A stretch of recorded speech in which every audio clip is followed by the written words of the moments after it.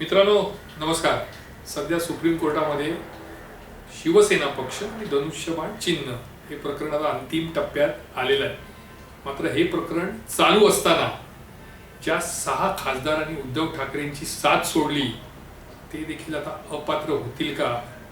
कारण त्यांच्या डोक्यावर देखील अपात्रतेची टांगती तलवार आहे. ज्यावेळी शिवसेना फुटली त्यावेळी अनेकांनी आपली निष्ठा ही उद्धव ठाकरेंच्या चरणी कशी आहे, आपण उद्धव ठाकरेंसोबत आहोत हे दाखवण्याचा प्रयत्न केला. काही जण मीडियाच्या समोर आली, काही सभेमध्ये बोलले की आम्ही उद्धव ठाकरेंसोबत आहे. त्यांनी शिंदेना शिव्या घातल्या, त्यांच्यासोबत गेलेल्यांचा त्यांनी उद्धार केला. इतकंच नाही तर 2024ची लोकसभा निवडणूक उद्धव ठाकरे यांच्या नेतृत्वाखाली आमदार खासदार निवडून आले.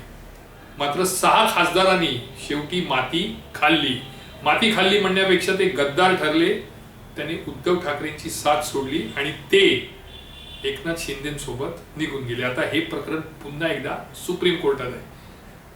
शिंदेचे जे खासदार आहेत अरविंद सावंत त्यांनी याचिका दाखल केली आणि त्या याचिकेची दखल घेत सुप्रीम कोर्टाने या 6 खासदारांना नोटीस पाठवली आहे.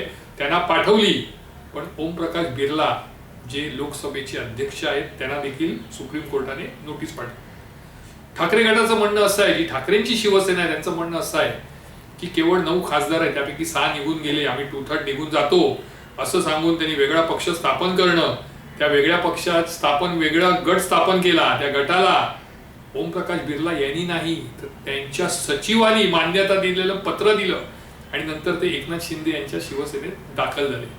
हा जो एकंदरीत सर्व प्रकार आहे तो आर्टिकल 10 याचा नियमाचं उल्लंघन केलेलं आहे असं थेट अरविंद सावंत यांनी म्हटलं आहे. कोर्टाने देखील दखल घेतली आणि या 6 गद्दारांना नोटीस धाडलेली आहे. 31 ऑगस्ट यावरती सुनावणी होणार आहे. आता जर पूर्वीसारखं म्हणजे जे प्रकरण चिन्ह आणि पक्षाचं तारीख पे तारीख हाच प्रकार जर पुन्हा एकदा खासदारांच्या बाबतीत ठरला तर त्यांना काही वेळ दिलासा मिळेल, अभय मिळेल. मात्र जर सुप्रीम कोर्टाने खरंच दखल घेतली गंभीरपणे आणि जर तातडीने निर्णय घेतला असं ठरवलं की नाही तातडीने आपल्याला निर्णय घ्यायचा आहे तर मात्र या 6 खासदारांवर अपात्रतेची टांगती तलवार कायम आहे. उद्धव ठाकरे यांची साथ सोडून जे निघून गेले त्याच्यामध्ये आहेत संजय पाटील, भाऊसाहेब चौरे, वाघचौरे, नागेश अष्टीकर, संजय जाधव, ओमराजे निंबाळकर आणि संजय देशमुख. ही 6 मंडळी जी आहेत त्यांनी उद्धव ठाकरेंची साथ सोडली. निवडून कुठे आले तर महाविकास आघाडीच्या भरोशावर.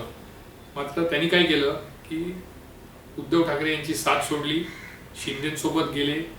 त्यांचं कारण असं होतं की आमची विकास कामं होत नाही मतदारसंघात. पण आता लोक असं म्हणतात म्हणा किंवा ठाकरे गटाचा असा आरोप आहे की यांना मोठ्या प्रमाणावर पैसे मिळाले, विकास निधी मिळणार आहे आणि म्हणून यांनी साथ सोडलेली आहे. पण शेवटी 9 पैकी 6 जण जाणं पक्षामध्ये कोणती फूट नाही, त्यामुळे ती फूट मानता येत नाही हे 10 आर्टिकल सांगतं. त्यामुळे जे हे 6 खासदार आहेत यांच्यावर टांगती तलवार आहे अपात्रतेची आणि हे जवळपास निश्चित आहे की हे 6 जण अपात्र होणार. फक्त एवढंच आहे की सुप्रीम कोर्टाने जर मेहरबानी केली नाही आणि जसं मोदी साहेब जे आहेत पंतप्रधान त्यांनी असं म्हटलं होतं आप डरो मत मैं आपके पीछे खडा हूं, तर खरंच जर मोदी या 6 जणांच्या पाठीशी उभे राहिले तर मात्र निकाल काहीतरी एक तर वेगळा लागेल किंवा लागणारच नाही. तारीख पे तारीखचं सत्र सुरू होईल. मात्र सुप्रीम कोर्टाने सत्सद विवेक बुद्धीला स्मरून जर निर्णय द्यायचं ठरलं तर हे 6 खासदार ज्यांची मी नावं सांगितले हे अपात्र होणार. असं पाहायला गेलं तरी यांनी 2028 पर्यंत खेचलं आणि 29 फेब्रुवारीमध्ये ज्या निवडणुका सार्वत्रिक होतील लोकसभेच्या त्याच्यामध्ये यापैकी बरेच जणांच्या तिकिटी या कापल्या जातील. त्यातच संजय दिना पाटील जे मुंबईतले आहेत ते निवडूनच आले आहेत काँग्रेसच्या मतांवर. कारण ते पहिल्या 4 ते 5 मतदारसंघात पिछाडीवर होते आणि काँग्रेसचा बालेकिल्ला असलेल्या मानपूर आणि गोवंडी या ठिकाणी जेव्हा मतपेटी फुटली तेव्हा ते निवडून आले. त्यामुळे त्यांचं येणं पुन्हा निवडून हे जवळपास अशक्य आहे आणि त्यातच भाजप ती जागा सोडणार नाही तिथं, कारण तिथे भाजपचा बालेकिल्ला आहे. त्यामुळे संजय दिना पाटील यांची जवळपास ही शेवटची निवडणूक आहे.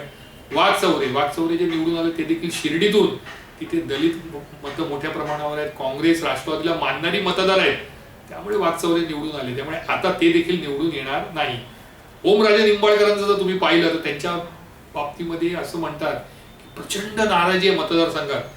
त्यांनी आताच एक नुकसा मेळावा घेतलेला आणि त्या मेळाव्याला बऱ्याच खुर्च्या खाली होत्या, लोकांनी पूर्णपणे पाठ फिरवली, त्यामुळे त्यांना देखील ही निवडणूक जड जाणार आहे.